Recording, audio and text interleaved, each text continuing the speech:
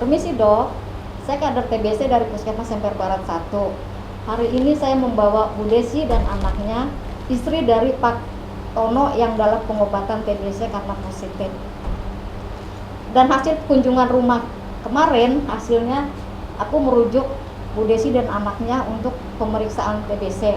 Dan hari ini saya datang kembali untuk menanyakan hasilnya yang kemarin.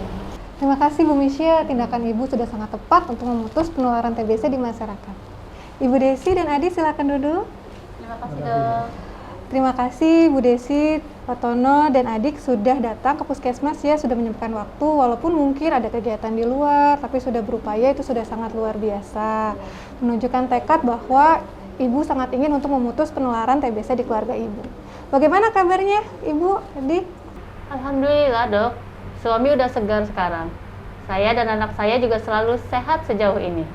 Syukurlah kalau begitu, alhamdulillah ya. Kami menghargai kemauan Ibu dan juga Adik untuk datang ke sini, berarti memang sangat ingin supaya perlindungan diri buat keluarga terhadap penyakit TBC ini. Iya dok, terima kasih. Begini Bu, jadi hasil pemeriksaan untuk Ibu dan Adik hasilnya negatif. Alhamdulillah. Alhamdulillah, Ibu dan Adik nampaknya terlihat senang dengan hasilnya. Apakah Ibu masih ingat bagaimana langkah selanjutnya jika hasilnya negatif? Ibu masih ingat nggak Bu yang pernah aku bilangin? Ingat dok, tapi saya masih ragu dok. Masa iya kita yang sehat-sehat begini tidak sakit TBC? Kenapa harus minum obat? Begini Bu, obat pencegahan atau TPT ini diminum untuk mencegah agar Ibu dan Adik tidak sakit seperti Bapak. Ya. Ibu dan Adik harus minum obat pencegahan karena tinggal serumah dengan pasien TBC, sehingga risiko jadi lebih tinggi untuk sakit TBC. Risiko dan penularan sakit TBC ini terutama pada balita atau orang yang dewasa yang punya sakit kronis seperti sakit gula, kanker, dan juga orang-orang yang punya daya tahan tubuh yang rendah, sehingga perlu mengkonsumsi TPT untuk mencegahnya. Aduh Bu Dokter, saya sangat tidak ingin keluarga kami sakit TBC seperti ini Bu Dokter. Apakah ada efek sampingnya minum obat TPT ini Bu Dokter?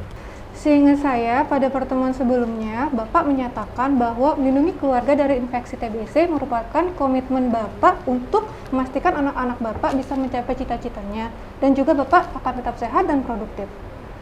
Iya sih Dok, itu yang menjadi fokus kami saat ini. Jadi Bapak masih mengkhawatirkan efek samping obat dapat memperburuk kondisi kesehatan akibat TPT-nya? Iya dok, saya dan anak saya kan sebetulnya tidak sakit. Begini Bu, karena Ibu tinggal serumah dengan Bapak yang sakit TBC, kemungkinan besar dalam tubuh Ibu sudah ada bakteri TBC.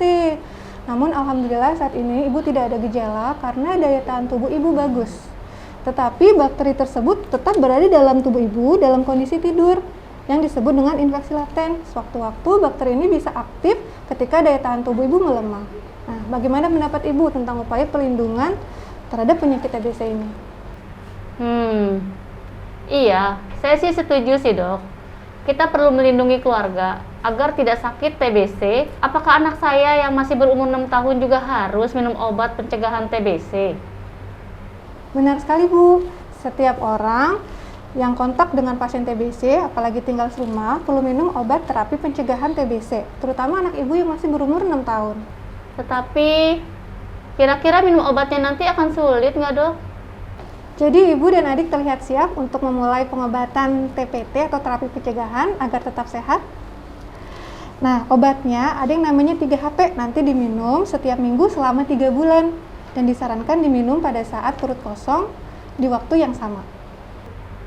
3 bulan dokter? Apa tidak berbahaya dok minum obat selama itu? Padahal kami tidak sakit. Saya memahami kekhawatiran Ibu, tetapi saya sampaikan kembali bahwa obat ini aman dan tidak ada efek samping yang berat. Kemungkinan yang muncul seperti rasa mual atau mata kuning, tapi itu akan menghilang setelah pengobatan selesai. Rasanya menyakitkan sekali melihat anak saya yang masih usia 6 tahun harus mengkonsumsi obat terus-terusan. Saya memahami kekhawatiran Ibu, tapi jika tidak minum obat, bakteri yang tidur sewaktu-waktu akan bisa aktif kembali, menimbulkan sakit yang lebih berat, bahkan bisa menyebabkan kematian. Mau tanya dokter, kalau misalnya lupa minum obat pencegahan TBC ini, Gimana dokter? Seyogyanya, obat diminum secara teratur sesuai anjuran. Namun sekiranya ada masalah, bisa konsultasi lebih lanjut ke puskesmas. Kami akan dengan senang hati menemui Bapak Tono dan sekeluarga. Iya Bu, dan saya juga akan mengingatkan Ibu cara minum obat Ibu dan adiknya, serta mengingatkan kembali kapan kontrol untuk mengambil obat.